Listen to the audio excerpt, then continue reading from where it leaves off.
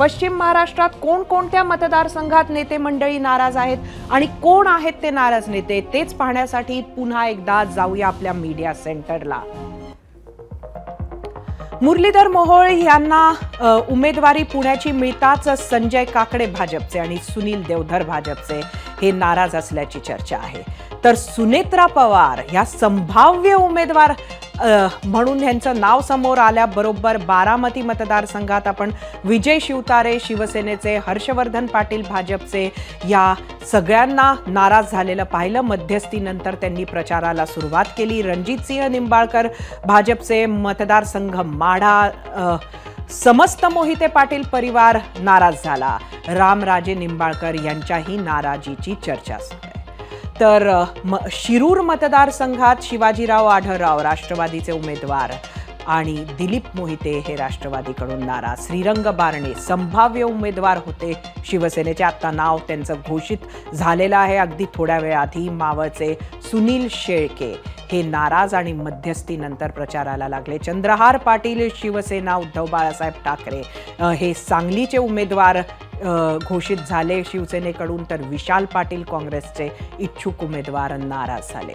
उदयनराजे भोसले भाजपचे उमेदवार मतदारसंघ सातारा, तर शिवेंद्रराजे भाजपचे नाराज असल्याची चर्चा।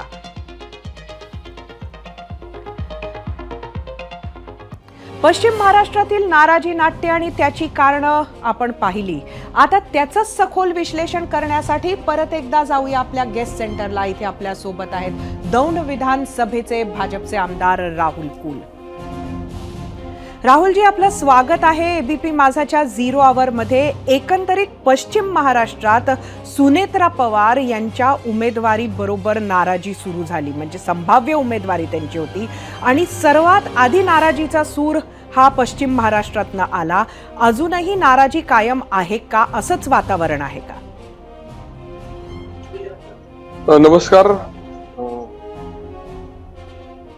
नमस्कार। पश्चिम महाराष्ट्रातील नाराजांची जी यादी आहे त्याच्यापैकी जवळपास 70% नाराज जी मंडळी होती, आमचे सहकारी होते, ते कामाला लागलेले आहेत। त्याच्यामध्ये फार काही बावळ मतदारसंघामध्ये फारशी नाराजीचा विषय नव्हता, जो काही होता तो संपलेला आहे।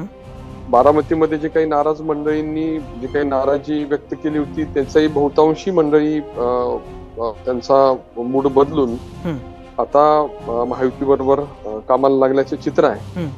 आणि त्यामुळे ह्या सगळ्या चर्चा होणं स्वाभाविक होतं, कारण की वेगवेगळ्या पक्षामध्ये काम केलेली मंडळी एकत्र काम करतायत। आम्ही सातत्यानं राष्ट्रवादी काँग्रेसच्या विरोधी काम केलं, मग ते शरद पवार साहेब असतील किंवा अजितदादा असतील, परंतु आता महायुतीचे घटक असल्यामुळे आमचे स्थानिक प्रश्न बाजूला ठेवून आम्ही सगळेच महायुती जो आदेश देईल तो मान्य करण्याच्या दिशेनं आमचं कामकाज आम्ही सुरू करतोय। आणि अधिकृत उमेदवारी जाहीर झाल्यानंतर उर्वरित सुद्धा नाराजी दूर होईल अशा प्रकारची निश्चितच खात्री आहे। ही जी नाराजी दूर झाली आहे यात शिवतारेंची नाराजी कशी आहे? खरंच दूर झाली आहे का? मी असेल, माननीय विजय शिवतारे असतील, माननीय हर्षवर्धन पाटील असतील, या सगळ्यांचाच आमचा संघर्ष राष्ट्रवादी काँग्रेस बरोबर राहिलेला आहे। मग तो अजितदादा आणि पवार साहेब हे काही फारसं वेगळं आम्ही कधी मानलेलं नाही। आणि त्यामुळे आता दोघेही समोर असल्यामुळे शेवटी आमच्या समोर खरं तर एक चांगला सगळ्यांच्या समोर पर्याय आहे की आमचा जो पक्ष आदेश देईल त्याप्रमाणे काम करणं अपेक्षित आहे। त्यामुळे माझ्याही कार्यकर्त्यांना समजवणं इतकं सोपं आहे का? आपण लोकांच्या बैठका झाल्या त्या आम्ही बघितल्या, सातत्यानं सागरवर आपण मंडळी आलात, चर्चा केलीत, बैठका झाल्यात, कुठंतरी समजावून काही लोकांना आश्वासनं मिळाली असतील पुढची, ती घेऊन लोक शांत तर झाली आहेत, पण खऱ्या अर्थानं काम करतील का आणि कार्यकर्ते समजतील का?